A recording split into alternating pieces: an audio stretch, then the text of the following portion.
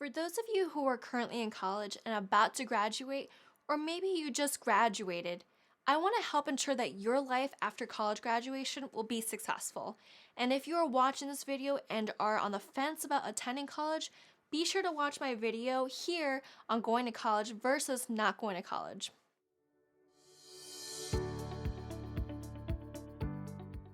Hi everyone, my name is Carla Milanov, and today I'm going to be sharing 5 lessons I learned after I graduated college. So when I was going to school, I only had one end goal in mind, and I'm sure this goal is probably the same as yours, and that is to find a job. But what happens after you find a job? And whether you have already graduated or about to graduate, make sure you stay until the end of this video where I reveal my number 1 lesson. And if you haven't already subscribed to this channel, be sure to do so that you can stay up to date with all my new videos.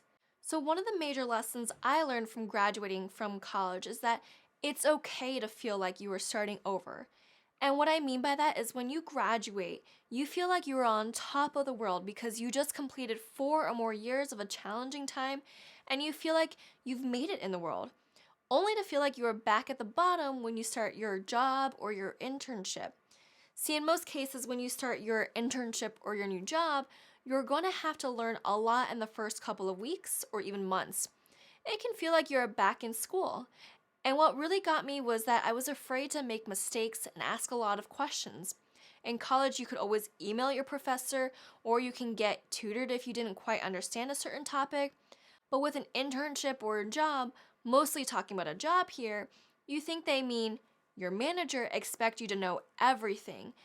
And the truth is, you won't, because colleges and universities don't necessarily teach you the real world situations. They teach you textbook material and expect that to apply to every scenario, when actually, when you are in a real job, you're going to get thrown so many different tasks and scenarios at you. So it's okay to make mistakes and ask questions. Which brings me to my next point, which is to ask questions. And yes, at times it can feel a little intimidating or embarrassing to ask questions because you don't want your coworkers to question your intelligence. But in reality, your coworkers will appreciate you asking because it means you care about the quality of your work that you are doing. It shows them that you are trying to eliminate mistakes and that you are willing to have an open conversation. In fact, when you start to ask questions, it allows you to open the door to other conversations, and that's how you start to form a great working relationship. And speaking of relationships, this ties into my third point, which is to shadow and learn as much as possible from other people, whether that be from books, webinars, physically meeting with other people, you name it, as long as you are constantly learning and evolving and exposing yourself to new challenges and opportunities. And just because your schooling has come to an end doesn't mean that self-learning has to.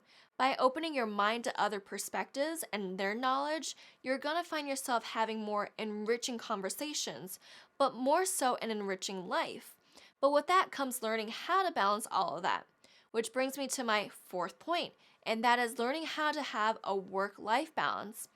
As you enter the real world and having to meet deadlines and complete certain projects on time, you'll start to find yourself working a lot more and neglecting time to make time for yourself.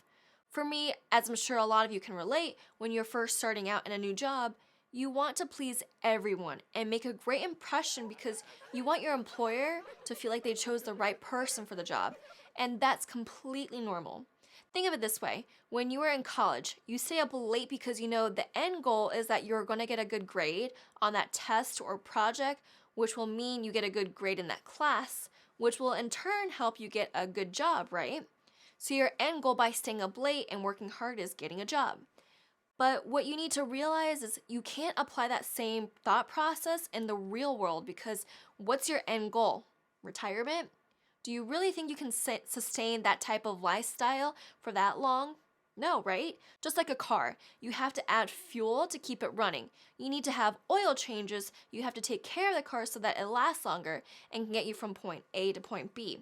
So self-care is so critical, and universities and colleges don't teach or preach that. This is something that you need to do on your own. Your health is and should always be your number 1 priority.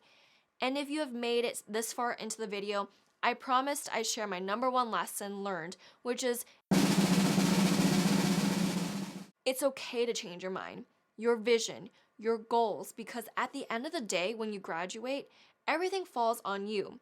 You become accountable for your actions, your successes.